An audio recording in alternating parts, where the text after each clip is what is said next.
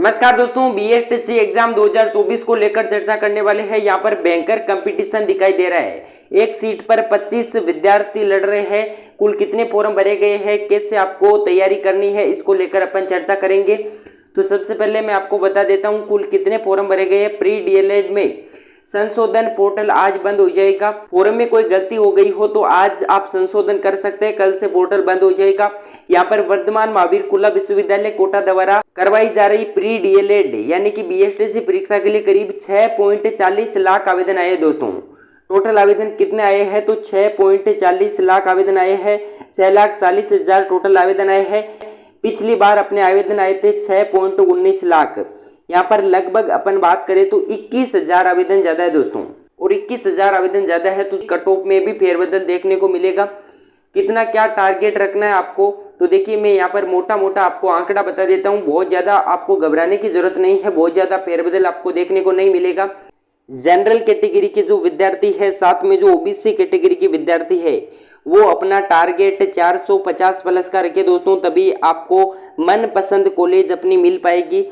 तो 450 प्लस का टारगेट आपको रखना है।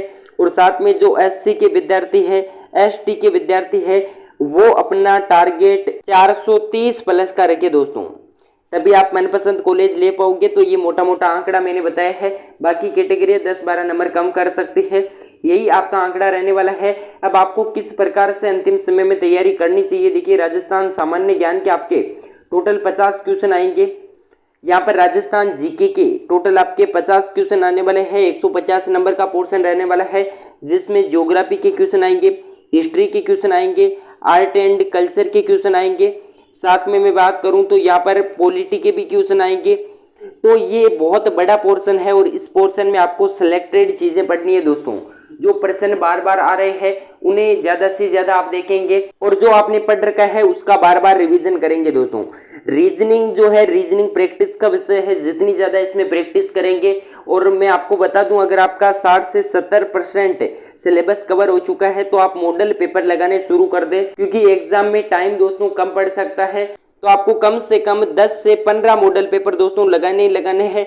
इसलिए अभी से अगर आप 60-70% सिलेबस कवर कर चुके हैं तो मॉडल पेपर लगाना शुरू कर दे। और रीजनिंग में ज्यादा से ज्यादा प्रश्नों को सोल्व करेंगे। शिक्षण अभिरुचि में भी जितने ज्यादा आप प्रश्न सोल्व करेंगे उतनी ज्यादा आपकी समझ विकसित होगी, और समझ के आधार पर आप प्रश्नों के जवाब देंगे। हिंदी या संस्कृत, हिंदी में तो आपको टॉपिक कवर करने पड़ेंगे। जो भी मैंने 12-13 टॉपिक सिलेबस में बताए थे वो सारे टॉपिक आपको कवर करने पड़ेंगे। ये टॉपिक अच्छे से कवर करें, 30% आएंगे। टोटल 90 अंक का ये पोर्शन रहेगा। और इंग्लिश के भी टोटल 20 क्वेश्चन आएंगे, 60 नंबर का ये पोर्शन रहेगा। टोटल आपके 200 क्वेश्चन आने वाले हैं दोस्तों। 600 मार्क्स का आपका टोटल पेपर होगा। जो पुराने अभ्यर्थी है, जिन्होंने 2-3 बार एग्जाम दे रखा है या पिछली बार एग्जाम दिया था, सिलेक्शन नहीं हुआ है, वो तो अपने मॉडल पेपर पर ध्यान रखें। मॉडल पेपर ज्यादा से ज्यादा निकालें। जितनी ज्यादा प्रैक्टिस करेंगे उतने ही ज्यादा आपके सिलेक्शन के चांसेस रहेंगे। तो आप तो अच्छे से मॉडल पेपर निकालें, और साथ में जो मैटर आपने पढ़ा है उसका ही बार बार रिवीजन करते रहे। और नए अभ्यर्थी अगर सिलेबस कंप्लीट नहीं हुआ है तो 60 से 70% सिलेबस को कम से कम कवर करने की कोशिश करें, और उसके बाद मॉडल पेपर निकाले दोस्तों। तो बार बार रिवीजन करते रहे। जितने ज्यादा आप रिवीजन करेंगे प्रश्न उतने ही एग्जाम में सही होंगे। पढ़ने से एग्जाम में प्रश्न सही नहीं होता है दोस्तों।